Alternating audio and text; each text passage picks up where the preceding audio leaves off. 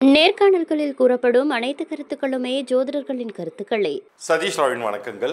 இந்த பதிவு ரொம்ப ரொம்ப முக்கியமாக எல்லா ராசியினருக்குமே ஏதோ ஒரு வகையில் உங்களுக்கு இப்போ ஒரு நல்ல மாற்றங்கள் வரப்போகுதுங்கிற சொல்கிற பதிவாக இருக்க போகுது.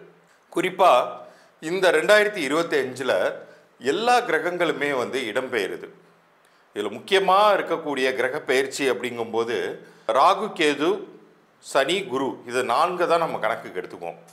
அதுலேயும் பார்த்தீங்கன்னா இந்த ஒரு வருஷத்துக்குள்ளார இந்த ராகு, கேது, சனி, குரு 4மே இடம்பெயர்ந்தது மட்டும் இல்லாமல் சனி வக்ரகதி அடையுது, குரு அதிசாரமாக அடுத்த கட்டத்துக்கு நகருது. ஸோ இது ரெண்டுமே நடக்குது. ஒரு பக்கம் பயிற்சியும் அடைஞ்சிருச்சு, அது ஒரு மாறுபாடான பலன்களை தருது. இப்போ நிறைய பேருக்கு பார்த்தீங்கன்னா ஒவ்வொரு ராசியினருக்குமே 7.5 சனி நடக்குது, அஷ்டம சனி நடக்குது, அர்த்தாஷ்டம சனி நடந்துச்சு. இதெல்லாம் விட்டு விலகுனுச்சுன்னு நினச்சாங்க இந்த சனி பயிற்சி நடந்தப்ப. ஆனால் யாருக்குமே எந்த பலனுமே தெரியல, எதுவுமே நடக்கலை சார், எல்லாமே ஆஹா ஓஹோங்கிறாங்க. ஆனால் உங்களுக்கு இப்போ ஒரு நல்ல காலம் வந்திருக்கு. அதை பற்றி தான் இந்த பதிவில் பார்க்க போகிறோம். குரு அதிசாரமாக ஆகஸ்ட் 18 மிதுனத்திலிருந்து கடகத்திற்கு நகர்ந்திருக்காரு. சரி, எப்போ வரைக்கும் அவர் இருக்க போகிறாரு அப்படின்னு பார்த்தீங்கன்னா டிசம்பர் 5 வரைக்கும் இருக்க போகிறாரு. ஒவ்வொரு ராசியினருக்குமே எந்தெந்த வகையில் உங்களுக்கு நல்லது நடக்க போகுது அப்படிங்கிறத பார்க்க போகிறோம். இதுவரை உங்களுக்கு நல்லது நடக்கலைனாலும் இப்போ உங்களுக்கு நல்லது நடக்கிறதுக்கான காலம் வந்திருக்கு அப்படிங்கிறத சொல்ல போகிறேன். தெளிவாக கேட்டுட்டு வாங்க. இதில் கிரகங்கள் அல்லாமல் ஒவ்வொருத்தருக்குமே வாழ்நாள் முழுமைக்கும் உங்களுக்கு நன்மை வேணும்னா அது பற்றின ஒரு இலவச பொது பலன் குறிப்பு இந்த பகுதியின் கடைசியில் சொல்ல போகிறேன்.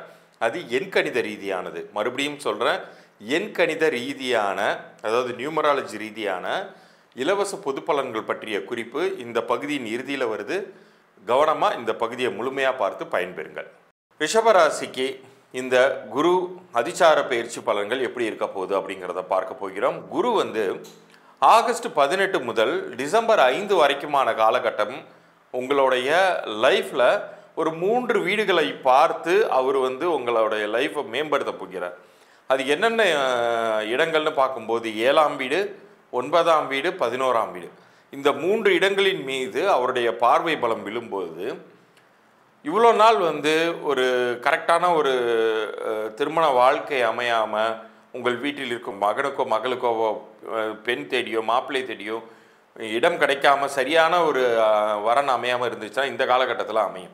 ஏன் இந்த ரிஷபராசியை சேர்ந்தவர்களுக்கே திருமணம் நடந்து முடியல, உங்கள் வீட்டில் இருக்கக்கூடிய குழந்தைகள் இந்த ராசியினராக இருந்து திருமண வயது நெருங்கியுமே அவங்களுக்கு திருமணம் ஆகலைன்னா இந்த காலகட்டத்தில் நல்லபடியாக அமையும். எப்படிங்க டக்குன்னு கடைசி நிமிஷத்தில் ஒரு வரன் பார்த்தாங்க, உடனே எல்லாமே கடகடகடகட நடந்து முடியுதுங்க அப்படின்னு ஆச்சரியமாக நீங்களே சொல்லுவீங்க. அந்த அளவுக்கு சிக்கல்கள் தீரக்கூடிய ஒரு காலமாக இது இருக்கும். அதே மாதிரி 9ஆம் வீடு, 9ஆம் வீடுங்க அப்படிங்கிறது பாக்கியஸ்தானம். உங்களுடைய பாக்கிய வீட்டின் மீது குருவின் பார்வை விழும் பொழுது அது நிறைய நன்மைகளை உங்களுக்கு பெற்றுத்தரும். உங்களுடைய செல்வ வளமை அப்படிங்கிறது மிக அதிகமாக வரும். அதாவது உங்களுடைய பூர்வ புண்ணிய கணக்குங்கிறது ஒன்று இருக்கும், ஏற்கனவே இருக்கும்.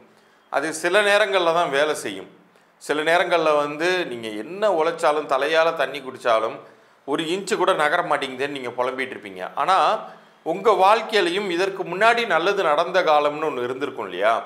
அதை ரீவிசிட் பண்ணி பார்த்தீங்கன்னா இது மாதிரி சுப கிரகங்களின் பார்வை பலம்லாம் உங்களுக்கு நல்லதை தேடி கொடுத்துருக்கும். அது மாதிரியான காலம் இப்போ வருது. அடுத்ததாக 11ஆம் வீடு.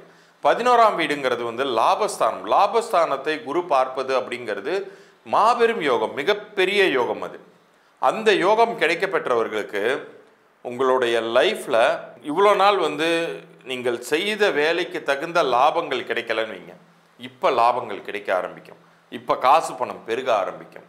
இதை நீங்கள் மிக சரியாக பயன்படுத்தி கொள்ளுங்கள். உங்களுக்கு நிச்சயம் இந்த ஒரு வளமையான காலமாகவே இருக்க போகிறது அப்படிங்கிறத உறுதியாக நீங்கள் நம்பலாம். மேலும் இது இன்னும் சிறப்பாக ரொம்ப வேகமாக உங்களுக்கு நல்ல பலன்கள் கிடைக்கணும் அப்படின்னு ஆசைப்பட்டீங்கன்னா உங்களுடைய இஷ்ட தெய்வம் கோயிலுக்கோ குலதெய்வம் கோயிலுக்கோ நீங்கள் சென்று வரலாம். அல்லது உங்களுடைய ராசி அதிபதியின் க்ஷேத்திரங்களான சுக்கிர க்ஷேத்திரங்கள்னு சொல்லுவாங்க, அது மாதிரியான க்ஷேத்திரங்களுக்கு நீங்கள் சென்று வரலாம். ஸ்ரீரங்கம் இருக்குது, அதே மாதிரி திருப்பதி ஸ்தலத்திற்கு கூட போயிட்டு வரலாம். இது மாதிரியான கோயில்களுக்கு நீங்கள் போயிட்டு வரும்பொழுது இப்போ நான் சொன்ன இந்த பலன்கள் மிக சிறிது காலமாகவே இருந்தாலும் டிசம்பர் 5 2025 வரைக்குமே இருந்தாலுமே கூட உங்களுக்கு நற்பலன்கள் அப்படிங்கிறது மிகப்பெரிய அளவுக்கு கிடைத்தே தீரும். சில நேரங்களில் பார்த்தீங்கன்னா நமக்கு நீங்கள் சொல்லும்போது எல்லாம் ஆஹா ஓஹோன்னு சொல்லிடுறீங்க, ஆனால் நடைமுறையில் அது சாத்தியமடைய மாட்டேங்குது அப்படின்னு நீங்கள் வருத்தப்பட்டீங்கன்னா ஒரு விஷயத்த நல்லா கவனித்து பாருங்கள். நீங்கள் எந்த அளவுக்கு எஃபர்ட்ஸ் போடுறீங்க. ஏன்னா இதுக்கு முன்னாடி உங்களுக்கு கெடுதல்கள் நடந்து கொண்டு இருந்தது தான், நான் இல்லைன்னு மறுக்கலை. ஆனால் உங்களுடைய குழப்பத்தினாலையும் உங்களுடைய மனநிலையினாலையும் நீங்கள் மேற்கொண்டு எஃபர்ட்ஸ் போடாமல் இருந்தாலுமே அது பலன் தராது. ஸோ நீங்கள் உங்களுடைய குழப்பம், உங்களுடைய பயம் இது எல்லாத்தையும் தள்ளி வச்சுட்டு இந்த காலகட்டம், அதுவும் குருவுடைய பார்வையே கிடைக்குது, கோடி புண்ணியத்துக்கு சமமான ஒரு விஷயம் நடக்குது அப்படிங்கும்போது நீங்கள் எந்த அளவுக்கு நீங்கள் எஃபர்ட்ஸ் போடுறீங்களோ அந்த அளவுக்கான பலன்கள் அப்படிங்கிறது கிடைத்தே தீரப்போகிறது அப்படிங்கிறத மிக உறுதியாக சொல்லலாம். அதனால் இதை நீங்கள் மிஸ் பண்ணாதீங்க. இந்த வாய்ப்பு மறுபடியும் உங்கள் வாசல் கதவை தட்டப்போவதில்லை.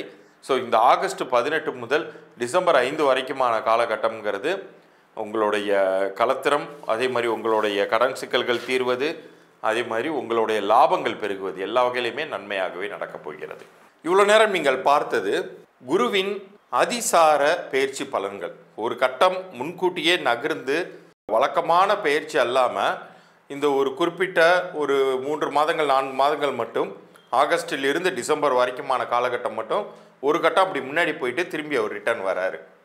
ஸோ இந்த காலகட்டத்தில் உங்களுக்கு என்ன விதமான பலன்கள் கிடைக்குதுங்கிறத பார்த்துருப்பீங்க. ஆனால் வாழ்நாள் முழுமைக்குமே உங்களுக்கு நல்ல பலன்கள் கிடைக்கணும் அப்படின்னு ஆசைப்பட்டீங்கன்னா உங்களுடைய பிறந்த தேதிக்கும் கூட்டு எண்ணிற்கும் பொருத்தமான பெயரை நீங்கள் அமைத்து கொள்ள வேண்டும். குறிப்பாக உங்களுடைய லைஃப்பில் இது வரைக்கும் நீங்கள் சக்ஸஸே பார்க்கல, நிறைய எனக்கு பண பிரச்சனைகள் இருக்குது, நிறைய எனக்கு வியாபாரம் பண்ணுறேன், வியாபாரத்தில் லாபங்கள் வர மாட்டேங்குது அப்படின்லாம் நீங்கள் வருத்தப்பட்டு இருக்கீங்களா? இந்த காலகட்டம் உங்களுக்கு நல்ல விதமான பலன்களை தரக்கூடிய வகையில் இருந்துச்சுன்னா, இது லைஃப் லாங்குக்கும் தொடர்ந்துச்சுன்னா எவ்வளோ நல்லாயிருக்கும். அப்படி லைஃப் லாங்குக்கும் தொடரணும் அப்படின்னு நினச்சிங்கன்னா இந்த குரு அதிசார பயிற்சி பலன்கள் மாதிரியே உங்கள் லைஃப் லாங்குக்கும் நல்ல பலன்கள் நடக்கிறதுக்கு நீங்கள் உங்களுடைய பெயரை ஆராய்ச்சி பண்ணணும். ஏன்னா உங்கள் பெயரில் இருக்கக்கூடிய நம்பருமே கிரகங்களை குறிக்கக்கூடியது தான். ஸோ இப்போ தற்போது உங்களுக்கு அமைஞ்சிருக்கிற பெயர் நல்லது பண்ணுமா பண்ணாதாங்கிறத தெரிஞ்சுக்கணுன்னா உங்களுடைய டேட் ஆஃப் பர்த்து, உங்களுடைய நேம், இது ரெண்டுத்தையும் எனக்கு வாட்ஸ்அப் பண்ணுங்கள். கீழே தெரிகிற நம்பருக்கு வாட்ஸ்அப் பண்ணுங்கள். சில பேர் பிஸ்னஸ் ரன் பண்ணிகிட்டு இருப்பீங்க. அப்படி ரன் பண்ணிட்டு இருந்தீங்கன்னா உங்கள் பிஸ்னஸ் நேமையுமே எனக்கு வாட்ஸ்அப்பில் அனுப்பிச்சி விடுங்க. அது பொருந்திருக்கா பொருந்தலையாங்கிற தகவல்கள் வரைக்கும் மாத்திரம் நான் இலவச பொது பலன்களாக அனுப்புகிறேன். அதில் நான் சொல்லியிருக்கிற விஷயங்கள் உங்களுக்கு பொருந்தி இருந்துச்சுன்னா மேற்கொண்டு கன்சல்டேஷன் நீங்கள் எப்படி எடுத்துக்கலாங்கிறதையும் நான் சொல்லுவேன். அப்படி பெயர் மாற்ற வேண்டிய தேவை இருந்துச்சுன்னா அதை நீங்கள் கேட்டு நீங்கள் பயன்பெறுங்கள். ஃபஸ்ட்டு உங்களை பற்றி புரிஞ்சுக்கோங்க. அந்த இலவச பொது பலன்களில் அதில் நான் சொல்லியிருக்கிற விஷயங்கள், உங்களை பற்றின விஷயங்கள் கரெக்டாக இருந்துச்சுன்னா மட்டும் நீங்கள் ஃபர்தர் கன்சல்டேஷன் நீங்கள் போய்க்கலாம். அதே மாதிரி உங்கள் வீட்டு குழந்தைகளுக்கான பெயர் நீங்கள் வைக்கிறனாலும் குழந்தையுடைய பிறந்த தேதி நேரம் அனுப்பலாம். ஏற்கனவே குழந்தைக்கு பெயர் வச்சுருந்தாலும் அதையுமே நீங்கள் எனக்கு அனுப்பிச்சி விடலாம். மீண்டும் அடுத்த பதிவில் சந்திப்போம். நன்றி, வணக்கம்.